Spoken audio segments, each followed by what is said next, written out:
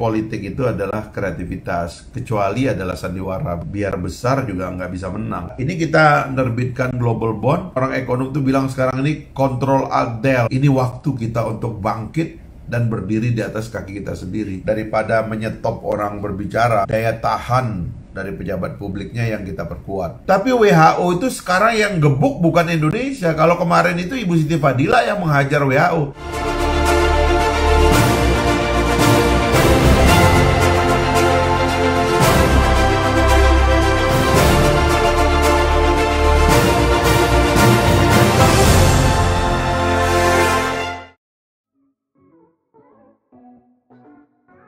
Dia sahabat saya kenal baik dengan beliau. Saya juga kenal baik sama bapaknya, Pak Hamidan. Itu sahabat saya banget itu, Pak Hamidan itu. Ya, dengan Mas Riza juga berkali-kali kami punya banyak acara bareng begitu ya. Orangnya lurus, ya kan, berpikirnya kritis. Dan saya kira asalkan bisa membagi tugas, beliau akan sangat bisa membantu warga DKI Jakarta di sampingnya Pak Anies Baswedan gitu. Saya berharap sekali beliau akan menjadi tim yang kompak ya ke depan gitu. Karena orangnya pada dasarnya adalah orang yang baik dan positif. Pak Hamidan itu adalah salah seorang pengurus Majelis Ulama yang lama, dan dulu kami pernah sama-sama di Ikatan Cendekiawan Muslim juga bareng-bareng sama beliau. Pengalaman saya tentang politik itu adalah inisiatif, dan politik itu kreativitas. Jadi kalau Anda nggak berinisiatif, kreativitasnya rendah, ya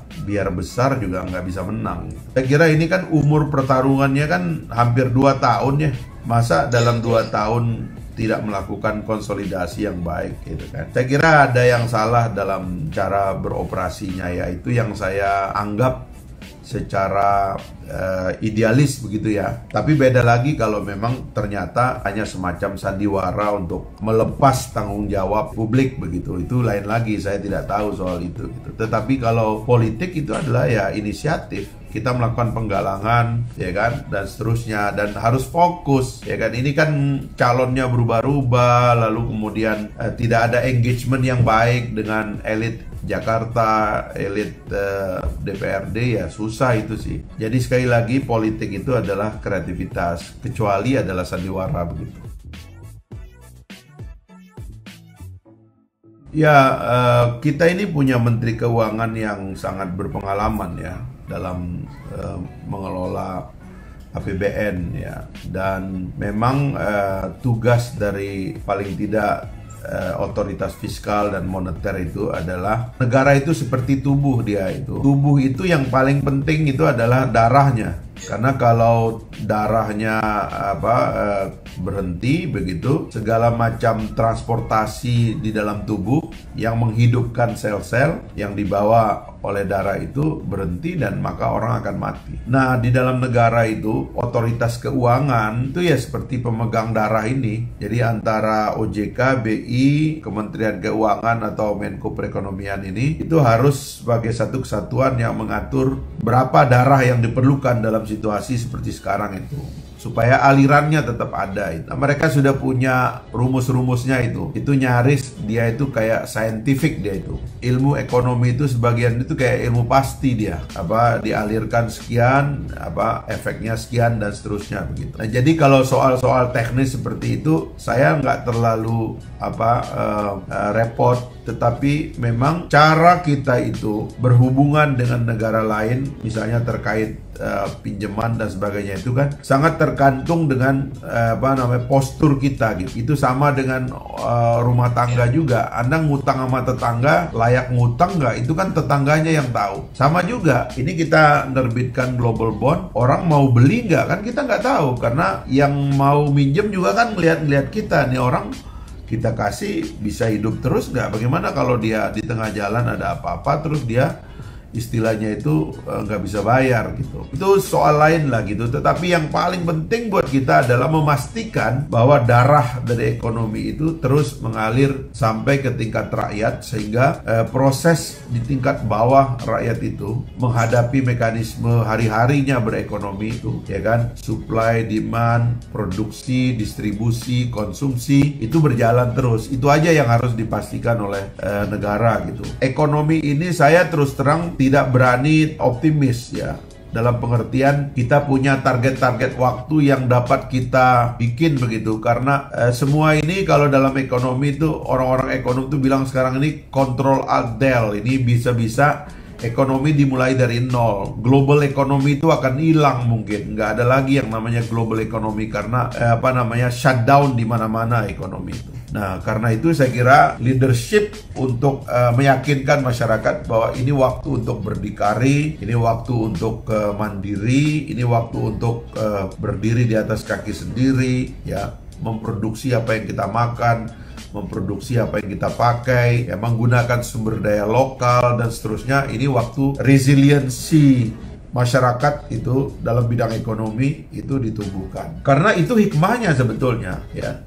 Coba kalau kita lihat negara seperti China itu dulu itu kan disebut negara tirai bambu karena diblokade kan. Tapi dalam blokade itulah mereka bekerja membangun kekuatan di dalam diri mereka sendiri. Sampai sekarang mereka menjadi raksasa yang menakutkan banyak negara-negara ekonomi lama gitu. Nah, kita juga bisa begitu sebetulnya. Jadi coba kita itu going beyond technical issue dalam ekonomi, tapi kemudian mengajak rakyat untuk mengatakan ini waktu kita untuk bangkit dan berdiri di atas kaki kita sendiri. Nah, itu yang lebih punya efek jangka panjang daripada kita sibuk dengan mekanisme finansial tapi rakyat tidak dipersiapkan untuk menjadi produsen. Malah ada kemungkinan rakyat ini mau disuap, lalu kemudian mentalitas produksinya nggak lahir, nggak muncul. Nanti uang cash yang kita dapat itu nanti dipakai untuk membeli barang-barang impor yang sudah masuk ke desa-desa. Masa urusan kue aja, ya, cookies bahasa Inggrisnya itu,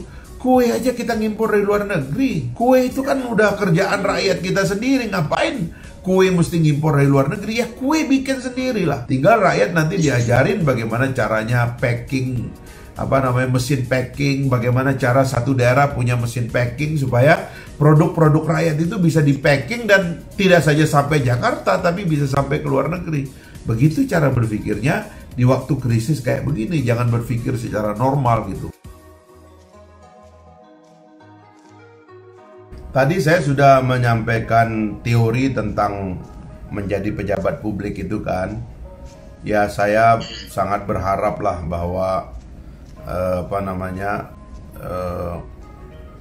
hidup sebagai pejabat publik itu memang hidup yang penuh dengan kritikan dan kadang-kadang makian begitu. Daripada menyetop orang berbicara, lebih baik daya tahan dari pejabat publiknya yang kita perkuat ya, supaya kehidupan demokrasi kita lebih sehat gitu. Orang seperti Pak Said kan dia punya akun resmi, dia punya forum resmi, kirim aja orang yang lebih jago dari dia untuk menjawab pertanyaan-pertanyaan dia. Itu kan jauh lebih sehat bagi pengetahuan publik daripada saling lapor-melapor. Bikin klarifikasi itu lebih sehat ya. Bahkan bikin perdebatan lah ya. Undang Pak Saidnya, lalu kemudian hadirkan orang yang dianggap punya kompetensi untuk melawan dia. Ya begitulah caranya kita berhadap-hadapan di ruang publik.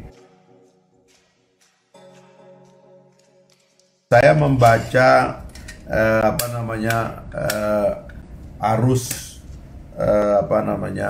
arus baru dari ekonomi pasca corona itu kan.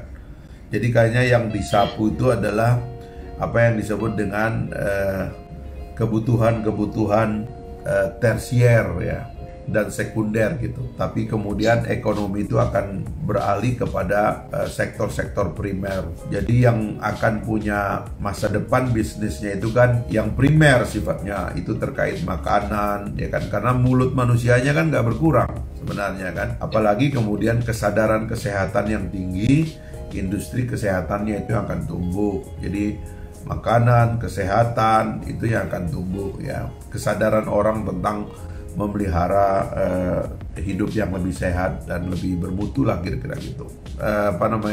Sekunder dan tersier itu yang relatif untuk sementara waktu ini kena attack, terutama industri hiburan yang kolosal ya, yang melibatkan banyak orang karena social distancing itu gitu. Nah memang larangan kepada social distancing ini kan kita nggak tahu ini sampai kapan. Karena itulah kita nggak tahu kegiatan-kegiatan kayak konser dan sebagainya itu akan dihentikan sampai kapan, termasuk bioskop dan sebagainya itu akan dihentikan sampai kapan kan kita nggak tahu. Nah, saya kira dalam time frame seperti ini, selain kreativitas individual dari para seniman untuk membangun atau memperkenalkan metode lain gitu ya di dalam berkesenian ya, apakah dengan menjual produknya melalui sosial media atau apa begitu, memang juga asosiasinya harus bertemu dengan pemerintah dan pemerintah harus memberikan semacam backup kepada mereka gitu untuk kelanjutan dari sektor-sektor ini gitu. Tapi mungkin untuk hari ini pemerintah ini kan lagi fokus kepada tadi itu kan, kesehatan, makan ya, dan yang dasar tadi gitu. Dan karena itulah kemudian secara keseluruhan kita ini memang prihatin dan harus menampakkan keprihatinan secara masif. Pemerintah harus mengajak kita kepada suasana keprihatinan sebab yang di-attack oleh corona ini banyak sekali gitu. Para pekerja hotel kita, tempat-tempat hiburan kita ya kan, bahkan juga sebagiannya restoran karena orang nggak boleh datang, mallnya ditutup dan sebagainya, itu kan kena attack semua gitu. Jadi suasana keprihatinan harus dibangun, tetapi rescue terhadap korban gitu ya di sektor-sektor yang saya sebutkan tadi harus menjadi prioritas mendapatkan bantuan pemerintah gitu. Terutama yang menjadi pekerja yang hidupnya itu dari gaji bulanan atau dari pekanan, termasuk juga yang kalau kerja hari itu makan hari itu paling bawah yang harus direscue oleh pemerintah sekarang ini. Ya, ini yang harus menjadi tugas negara. Kita ini tidak dalam kapasitas untuk mengetahui apa sih ini sebenarnya gitu.